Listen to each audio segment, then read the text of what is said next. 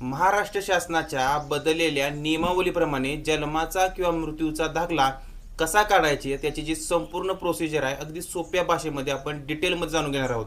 आजच्या या व्हिडिओमध्ये आपण जन्माचा दाखला जो आहे त्याबाबतचा जो अर्ज आहे तो कुठे करायचा, त्यानंतर तो जो अर्ज आहे तो अर्ज करण्याचा अधिकार कोणाला आहे, त्यानंतर तो अर्ज केल्यानंतर त्याची संपूर्ण प्रोसिजर काय आहे एकदम डिटेलमध्ये स्टेप बाय स्टेप आपण सगळं जाणून घेणार आहोत।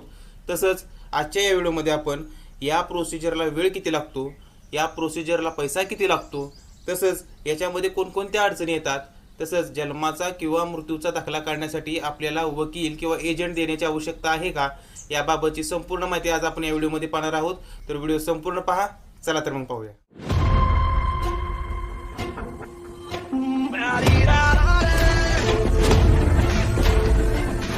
महाराष्ट्र शासनाने दिनांक 21 जानेवारी 2025 रोजी